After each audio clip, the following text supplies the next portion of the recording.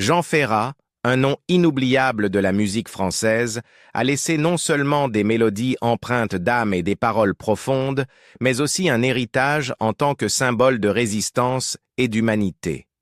C'était un homme qui n'a pas hésité à se battre pour la justice, l'amour et l'amélioration de la vie. Cependant, derrière les projecteurs et les applaudissements se cachait une vie marquée par la perte, la tragédie et les défis. Dans cette vidéo, nous revisiterons la vie de Jean Ferrat, de son enfance douloureuse et de sa carrière musicale difficile mais remarquable à son histoire d'amour belle mais pleine de mélancolie avec sa dernière femme, Colette. Enfin, nous découvrirons ses dernières années poignantes, une période où même sa résilience n'a pu surmonter les coups cruels du destin. Une enfance douloureuse. Jean Ferrat, né Jean Tenenbaum le 26 décembre 1930 à Vaucresson, une banlieue tranquille près de Paris, était le benjamin d'une modeste famille juive. En grandissant dans un environnement aussi paisible, entouré de la chaleur de sa famille, on pourrait imaginer que ses premières années étaient remplies des simples joies et de l'innocence de l'enfance. Cependant, cette vision fut rapidement brisée par des événements qui allaient changer le cours de sa vie à jamais. Au début des années 1940, alors que le monde était plongé dans le chaos de la guerre, la vie de Jean Ferrat prit un tournant tragique. À seulement 11 ans, il vécut une perte si profonde qu'elle résonnerait tout au long de son existence. Son père, Menachem Tenenbaum, fut enlevé de force par le régime nazi et envoyé dans un camp de concentration. Ce fut le début d'une longue période douloureuse d'incertitude et de deuil pour Jean, car son père ne revint jamais. L'absence de son père jeta une ombre longue sur son enfance et laissa une blessure émotionnelle qui ne se guérirait jamais complètement. La perte de son père ne fut pas seulement la mort d'un parent, mais aussi la perte de la stabilité et du sentiment de sécurité que chaque enfant mérite. Sous le poids de ce chagrin, le jeune Jean se retrouva dans un environnement où la survie devenait un combat quotidien. Sa famille ne faisait pas face seulement à la douleur émotionnelle de la disparition de son père, mais aussi aux dures réalités de la pauvreté. Dans une époque marquée par la peur et la privation, Jean et sa famille durent naviguer dans la vie sans le soutien financier et les conseils d'une figure paternelle. Sa mère, une femme forte, porta le fardeau de l'éducation de ses enfants dans de telles conditions. La résilience qu'elle montra, malgré les circonstances difficiles, devint un modèle pour Jean, même si cela signifiait sacrifier son propre bonheur pour le bien-être de sa famille. Dans les années qui suivirent, Jean fut obligé de confronter non seulement le traumatisme de la perte de son père, mais aussi l'anxiété constante de vivre sous le poids oppressant de la guerre. La sécurité de l'enfance, le jeu, l'éducation et l'exploration insouciante furent remplacés par une réalité plus sombre. La vie de Jean ne fut plus définie par l'innocence, mais par les réalités de la survie dans un monde qui semblait offrir peu de sécurité ou de confort. La pauvreté, la peur et la perte devinrent le tissu de son enfance, laissant peu de place à la joie insouciante souvent associée à la jeunesse. Malgré cela, les expériences de Jean au cours de ses années formatrices allaient servir de fondation à son futur succès en tant qu'artiste. Le poids émotionnel de ses luttes enfantines alluma une flamme en lui, favorisant une profonde sensibilité à la condition humaine qui allait plus tard définir sa musique. Sa douleur et ses épreuves donnèrent naissance à une vision artistique qui cherchait à donner une voix aux marginalisés, à ceux qui souffraient et à la mémoire des proches perdus. La musique de Jean Ferrat ne naquit pas des fantasmes idéalisés, mais des profondeurs de l'angoisse personnelle et du chagrin collectif d'un monde en tourmente. L'une des chansons les plus puissantes de Ferrat, Nuit et brouillard, reflète la profonde douleur de la perte et l'impact de la souffrance. Les paroles poignantes de cette chanson ne servent pas seulement d'hommage aux victimes de l'Holocauste, mais témoignent également de la capacité de Ferrat à canaliser son propre chagrin dans une forme d'art qui parle de vérités universelles. À travers sa musique, Ferrat captura l'essence de la vulnérabilité humaine, utilisant la tristesse de sa propre vie pour créer un message qui résonnait bien au-delà de ses propres expériences. Cette capacité à transformer la douleur en art est ce qui distingue Jean Ferrat de nombreux de ses contemporains. Là où d'autres auraient pu être consumés par le deuil, Ferrat trouva un moyen de donner un sens à cette douleur par la puissance de la chanson. Sa musique devint un véhicule de réflexion, de résistance et de guérison. Chaque chanson rappelait que le passé ne pouvait être oublié, mais qu'il pouvait aussi être utilisé pour façonner un avenir meilleur.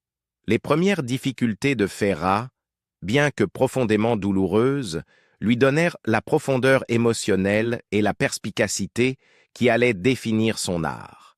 Sa musique offrait une libération cathartique, non seulement pour lui, mais aussi pour ses auditeurs.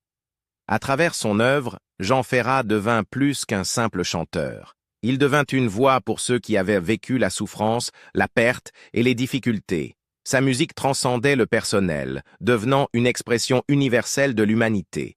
La douleur de son enfance n'était pas quelque chose dont Jean Ferrat pourrait jamais s'échapper complètement, mais elle devint la base sur laquelle il bâtirait son héritage. Elle lui donna un sens du but qui alimenta sa musique et lui offrit la force de continuer face à l'adversité.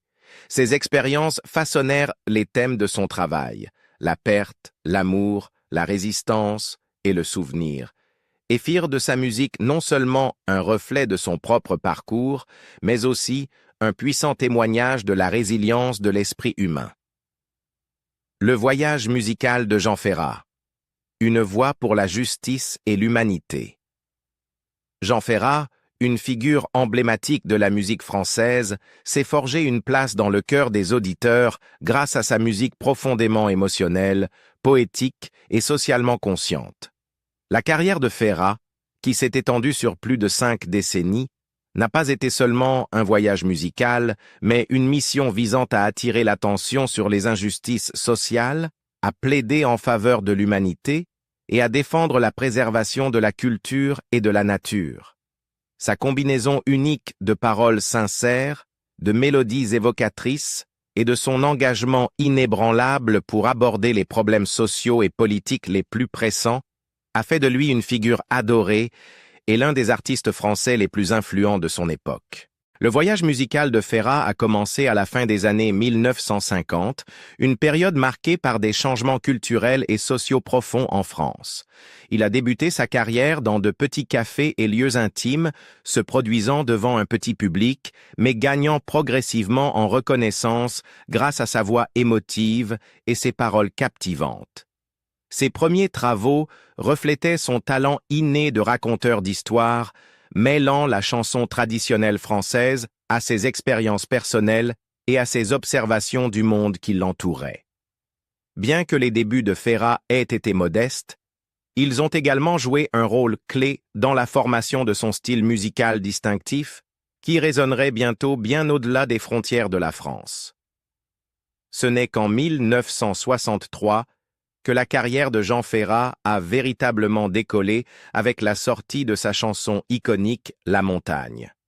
Cette chanson, un hommage poignant à la beauté de la vie rurale et du monde naturel, est devenue un phénomène et a consolidé la place de Ferrat dans le paysage musical français. À travers La montagne, Ferrat a exploré des thèmes de simplicité, de pureté et de la connexion entre l'homme et la terre qu'il habite. Les paroles de la chanson exprimaient un désir d'une vie plus simple et plus authentique face à l'industrialisation croissante qui menaçait d'éroder ses valeurs.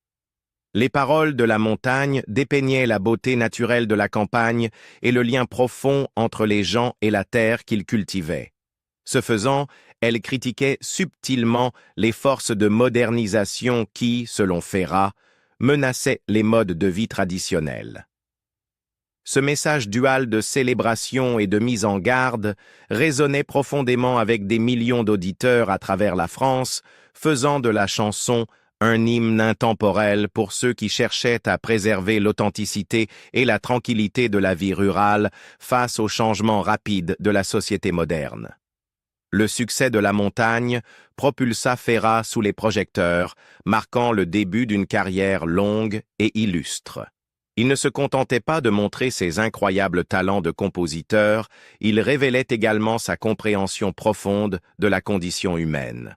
Le succès de la chanson ne reposait pas uniquement sur sa mélodie entraînante ou ses images frappantes, mais sur la capacité de Ferrat à transmettre des vérités profondes à travers un langage simple et évocateur. Sa capacité à capturer des émotions complexes et des thèmes universels devint une caractéristique de sa musique, permettant à ses chansons de résonner avec des auditeurs de tous horizons. Si la musique de Ferrat célébrait souvent la beauté de la vie, elle portait également un but plus profond, plaider en faveur de la justice, de l'égalité et de l'humanité. Dès le début de sa carrière, Ferrat a montré un engagement sans faille à utiliser sa plateforme pour aborder des questions sociales, politiques et culturelles. Contrairement à beaucoup de ses contemporains, Ferrat n'a jamais hésité à aborder des sujets controversés ou douloureux dans sa musique, ce qui donnait à son travail une authenticité et une profondeur que peu d'artistes pouvaient égaler. L'une des chansons les plus puissantes et influentes de Ferrat fut « Nuit et brouillard », sortie en 1964. Cette chanson poignante était un hommage aux victimes de l'Holocauste, commémorant les atrocités de la Seconde Guerre mondiale et servant de rappel de l'importance de la mémoire et du souvenir. Les paroles émotionnellement chargées de la chanson dépeignaient les horreurs des camps de concentration et la souffrance endurée par des millions de personnes innocentes pendant la guerre.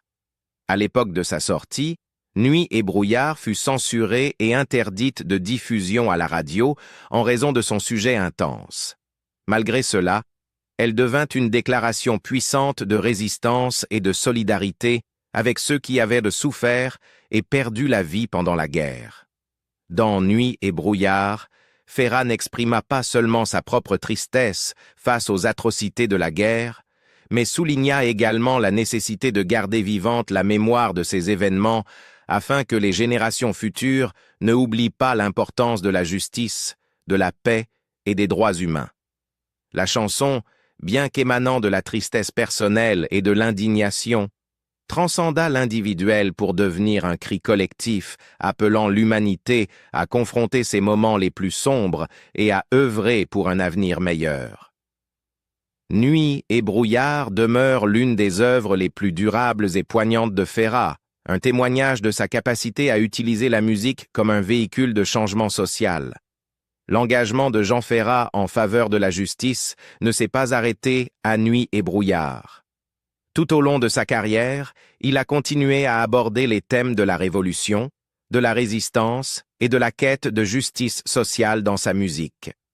Dans Potemkin, Ferrat réfléchit aux événements de la Révolution russe de 1905 et aux idéaux de rébellion contre les régimes oppressifs. La chanson évoquait l'esprit de la Révolution et la recherche de la liberté, s'alignant avec la croyance de Ferrat en la puissance du peuple pour défier l'injustice.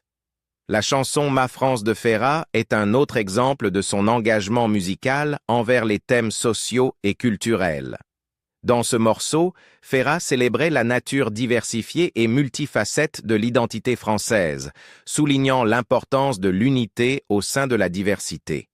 Les paroles de la chanson, un hommage à la résilience et à l'esprit de la France, exprimaient l'amour de Ferrat pour sa patrie tout en abordant les complexités de l'identité nationale. Ma France devint un hymne puissant pour ceux qui cherchaient à embrasser et célébrer la richesse de la culture française tout en reconnaissant les défis et les tensions au sein de la société française. La musique de Jean Ferrat, à l'instar de sa vie, était profondément liée au thème de la justice, de l'égalité et de la dignité humaine.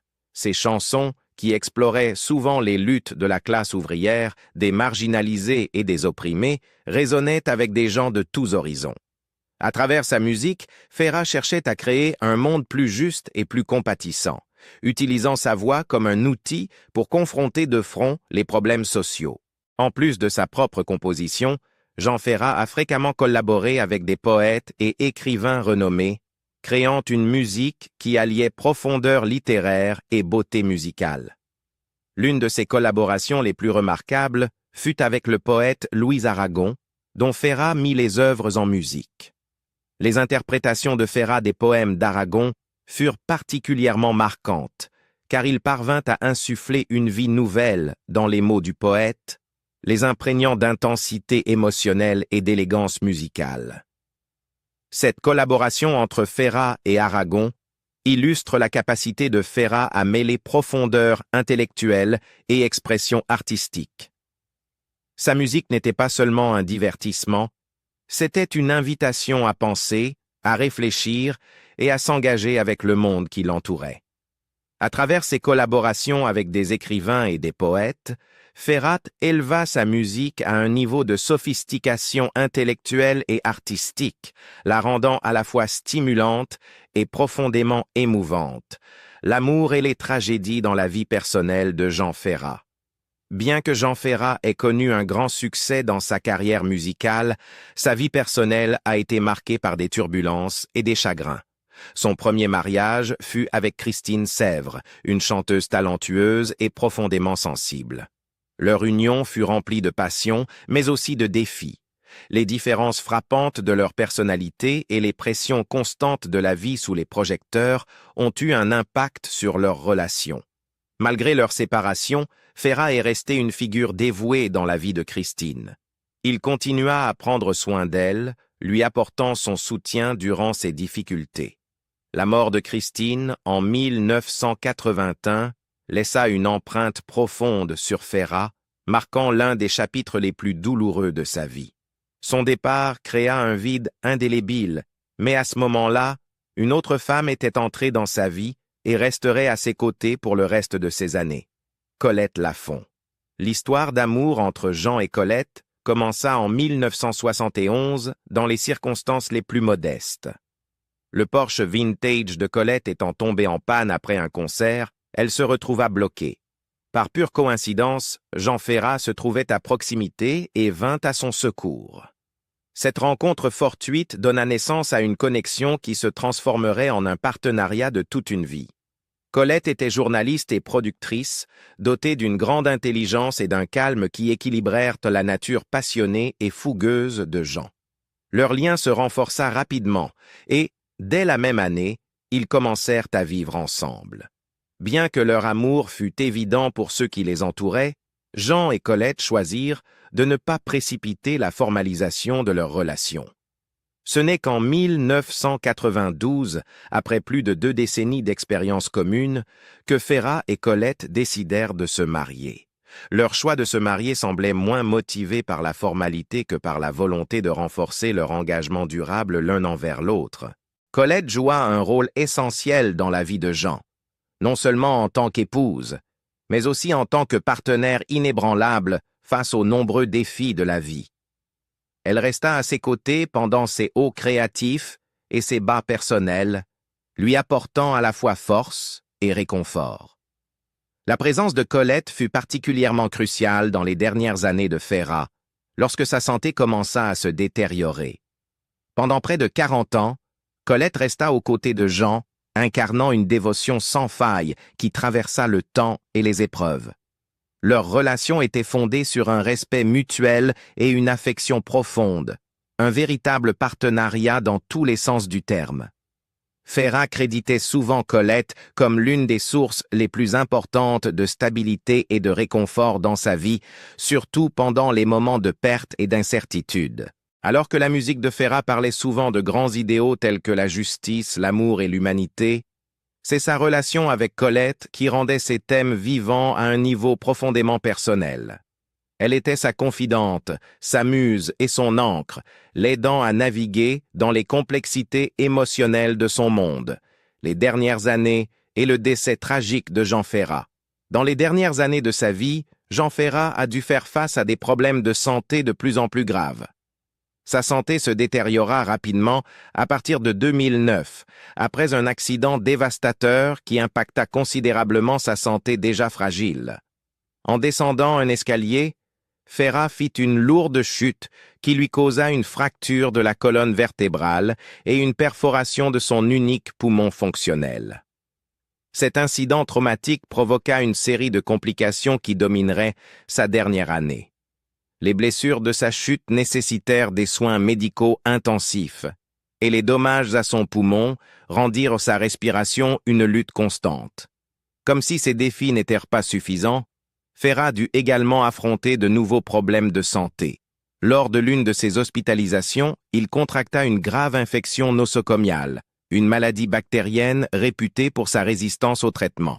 L'infection nécessita plusieurs cycles de soins intensifs et des hospitalisations prolongées, mais malgré les efforts de son équipe médicale, l'état de Ferrat ne s'améliora pas. Chaque tentative de rétablissement fut suivie de revers. Les effets cumulatifs de ses blessures et de l'infection laissèrent Ferrat physiquement affaibli et en douleur constante.